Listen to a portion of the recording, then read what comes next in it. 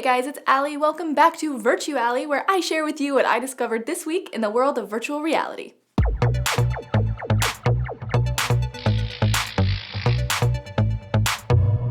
So before I get into this week's stories, I'll tell you briefly where I've been and what I've been up to. If you want to skip past this part and go straight into the VR news, then you'll find timestamps in the description below that will take you right to the story you want to hear about, and I will be doing that in all VirtuAlly episodes from now on. So last time I told you guys about a live-action 360-degree video experience I had just finished shooting that was still in post-production. Well, post-production took a while, and that's where I've been for the past 2 months. It was hugely challenging and super educational, and I'm really proud of what we were able to accomplish with it. As I said, it's a live-action 360-degree video that's designed for ASMR. And if you're not familiar with what that is and you'd like to learn about it, I will provide some links in the description below. So the video is called The Keys, and it's available to view on littlestar.com, which is an awesome platform that allows viewing and sharing of 360-degree and panoramic content. And I will link it for you in the description, so please feel free to check it out. The Keys was a collaboration between myself and two well-known ASMR video creators, Maria Gentle Whispering and Heather Feather. And when it finally went live, the response was incredible. It became littlestar.com's most viewed video in under 24 hours, and it also became littlestar.com's first 360-degree video to reach 100,000 views. It took us months to plan and to complete, and I'm really glad I got to work on it because it taught us so much about creating content for VR, which is something I plan on doing a lot of in the very near future. So check it out if you like, and now let's get into what's new in VR. Most of you will already be aware that the release date for the consumer version of the Oculus Rift has finally been announced, so I won't spend too much time on that. I'll just cover all the need-to-know details and continue to share updates with you as they come out. So Oculus has announced that CV1 is expected to begin shipping in the first fiscal quarter of 2016, and pre-orders will be opened later this year. CV1 will be based on the Crescent Bay prototype, and here's the big one. It'll include a tracking system that's been improved even since Crescent Bay that, according to Oculus, will accommodate seated and standing experiences. They said that. Oculus said that. Oculus Rift is a standing experience. That felt so wrong. On their blog, Oculus said they'd gradually be revealing more and more details in the weeks ahead about hardware, software, input, and a bunch of games and experiences we can look forward to in the Rift. Their most recent blog posts have detailed Oculus's recommended specs for using and developing for the Rift. Now, it's about to get a little technical up in here for a minute, so if you don't care, then feel free to zone out and think about whether or not Jon Snow and Melisandre are going to bang. For the full Rift experience, Oculus recommends the following. For your graphics card, you'll want the NVIDIA GTX 970 or AMD 290 or their equivalents or greater. For your processor, an Intel i5 4590 equivalent or greater, 8+ gigs of RAM, HDMI 1.3 video output, 2 USB 3.0 ports, and you'll need to be running Windows 7 SP1 or newer. You may now zone back in, and if you're wondering, I really think they're gonna bang. So in our first piece of news, Discovery Digital Networks, the company behind the Discovery Channel, has recently announced that they will be starting to provide Discovery Channel content in virtual reality. Their new initiative is called Discovery Virtual, and according to Discovery, the show Mythbusters, starring Jamie Hyneman and Adam Savage, has already begun filming in a VR-compatible format. There's very little info yet on how they're approaching this new VR push, but Conal Byrne, Discovery's Senior Vice President of Digital Media, seems to understand the very exciting potential of VR. He recently said, "We believe VR will fundamentally change the way that fans connect with our content. When you experience VR, it's like seeing the future. It is digital media at its very best." I love Mythbusters, so this is exciting enough news for me, but Discovery actually said they are planning on filming several other programs using VR-capable cameras. You and me, baby, ain't nothing but mammals. In our next piece of news, a new startup based in Salt Lake City, Utah called The Void is building basically a VR theme park that uses physical stages that match a virtual environment and allows people to quite literally run around inside VR. They're called virtual entertainment centers, and when people visit the centers, they'll be taken inside a 60-foot by 60-foot custom-built gaming pod, wearing a VR headset that allows them to move and walk around freely. The Void will use specially created stages that won't look like much to the naked eye, but in VR, they will mirror the virtual world that the player is immersed in. And the system that they're going to use to achieve this includes their very own proprietary VR headset called the Rapture HMD, along with a backtop that's worn by the player, which is basically a laptop inside a backpack, room scale tracking, and input in the form of gloves and a haptic vest. Oh my god. The Void also makes use of a technique known as redirected walking, which, using very subtle directional shifts, basically hacks your brain into thinking you're walking in a straight line when really you're walking in a giant circle. And that just means endless possibilities for the different maps and environments that they can create for the Void. Chris Madsen from Road to VR was one of the first people to get to try the Void, the lucky son of a bitch, and he wrote an amazing account of his experience, which you can read on roadtovr.com. I want to go there so bad. I can't wait. It's like VR meets laser tag on crack with growth hormones and ice cream. And if they don't someday have a Hogwarts map that you can play, I'm going to die. And finally, last week, I got to attend a VR meetup that had the HTC VIVE on demo, so I got to try it for the first time ever, and I wanted to tell you a little bit about my experiences and my impressions. So I waited in line for the majority of the meetup to try the VIVE, as did most people there. The meetup was preceded by a weekend-long game jam with a handful of experiences that were built at the jam being chosen to demo on the HTC VIVE.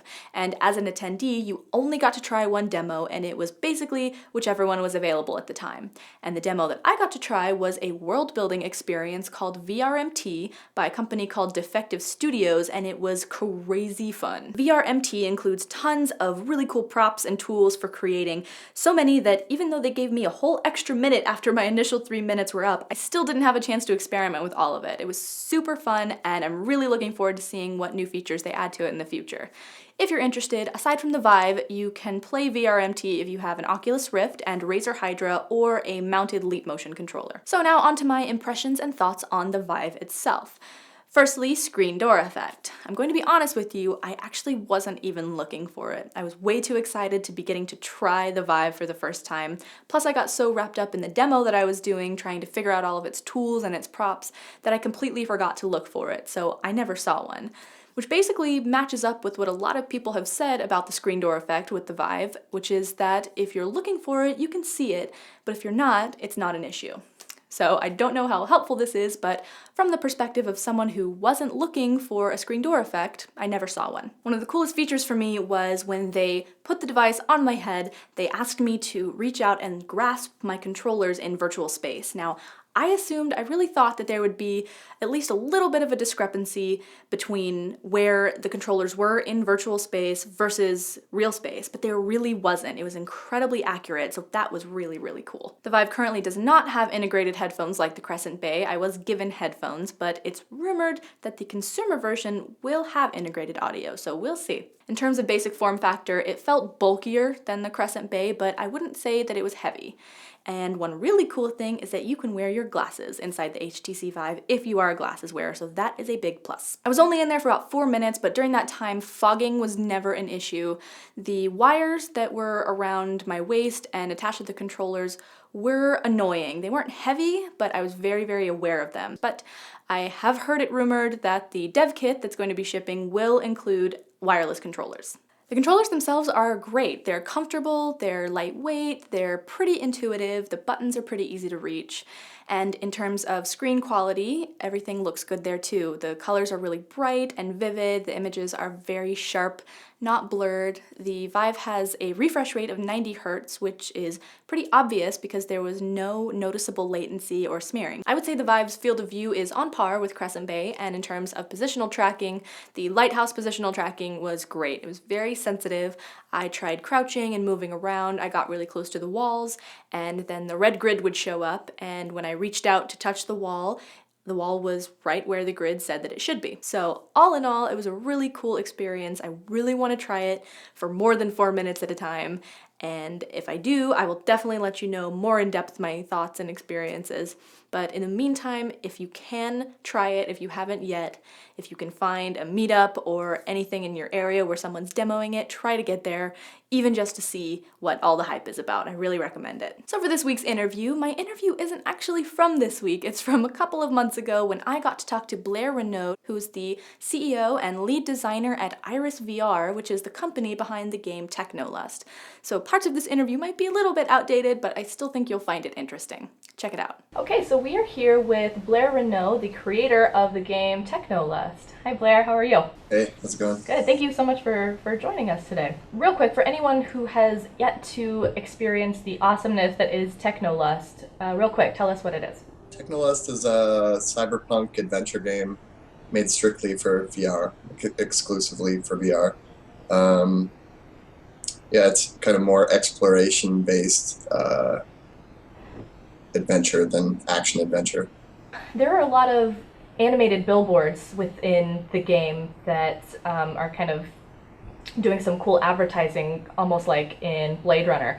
Do you think that there is a good opportunity to actually integrate real sponsorships and marketing into the game? Yeah, definitely. I think it's probably more viable, like product placement and in world advertisement than in movies. Like a lot of the bigger computers in there are Origin PCs. Mm-hmm. I'm doing their laptops and some keyboards because they fit into the world perfectly anyway, right? Yeah. It's just like the Jolt Cola cans. Yeah. I'm not actually sponsored by Jolt, but I think they'd be happy to be in the game. I should probably call them or have my lawyer call them at some point. Yeah, really. People don't even think about it.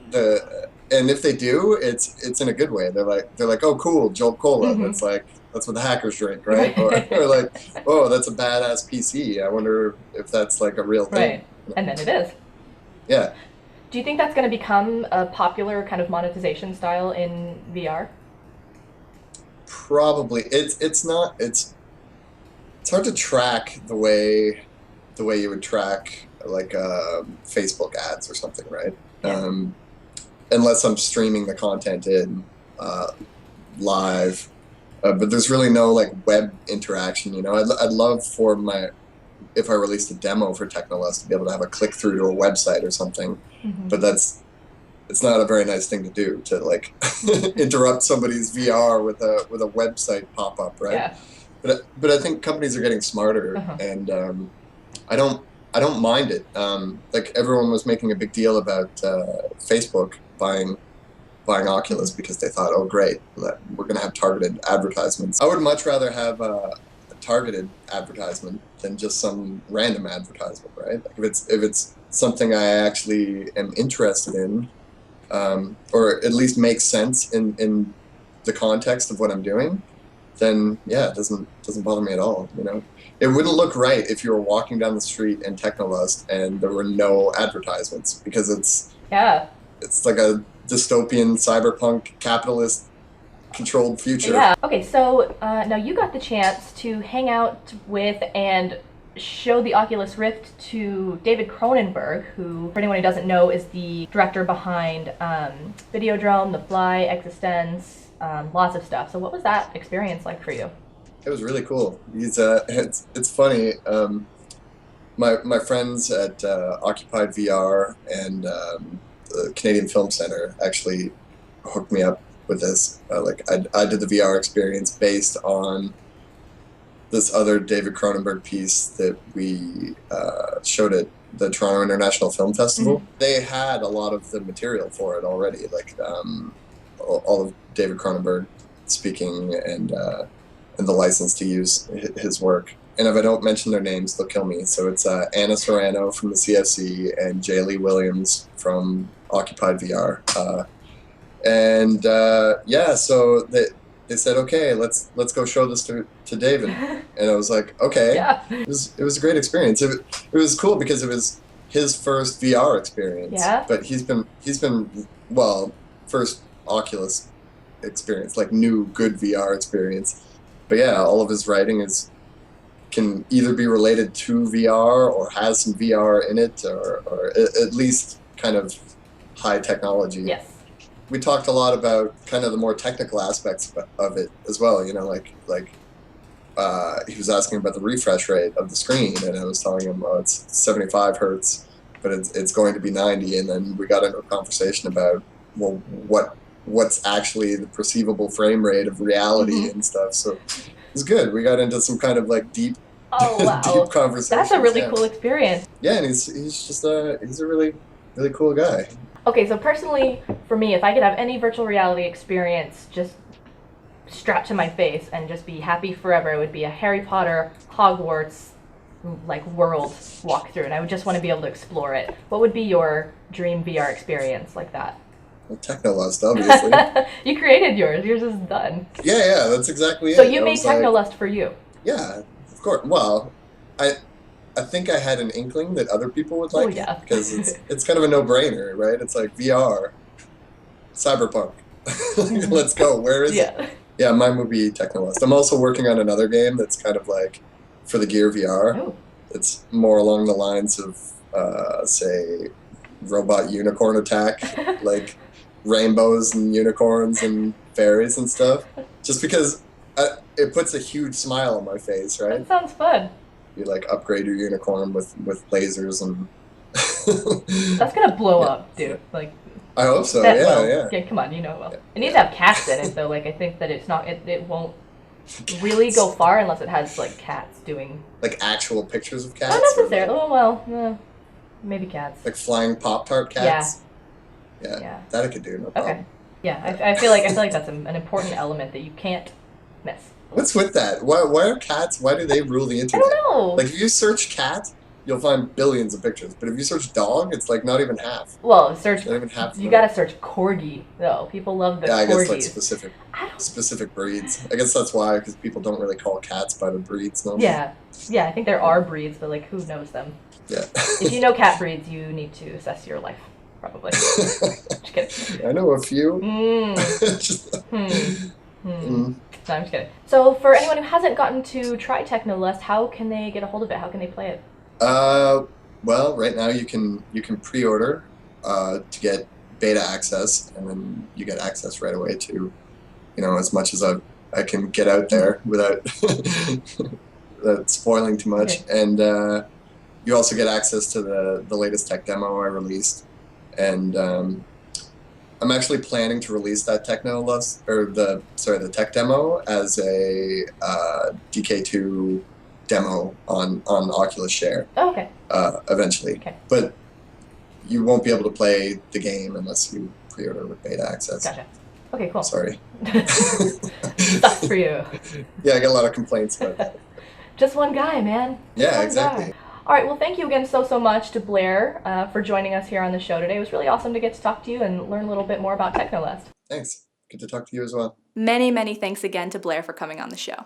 So for this week's cool VR demo, check out eVRydayVR demoing Titanic, Honor and Glory, which is a complete recreation of the Titanic ship and the town of Southampton. I don't think anything else has ever given anybody quite the same sense of being on the Titanic other than actually being on the Titanic.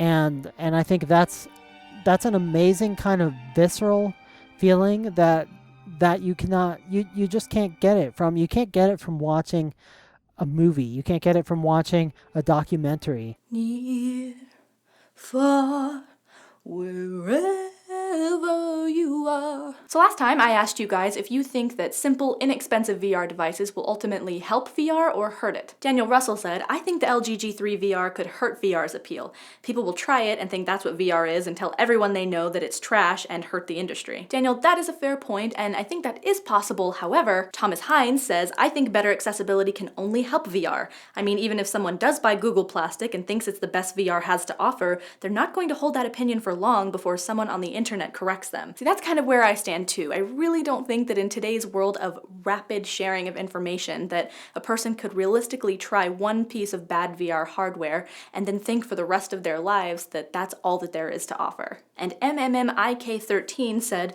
a cheaper version might be a stepping stone to a better version, but since they already have a better version, it would be better to work with making that cheaper or improving it. So I've never thought about it in terms of just taking the super good VR devices and trying to make them cheaper and more accessible. So that's really interesting.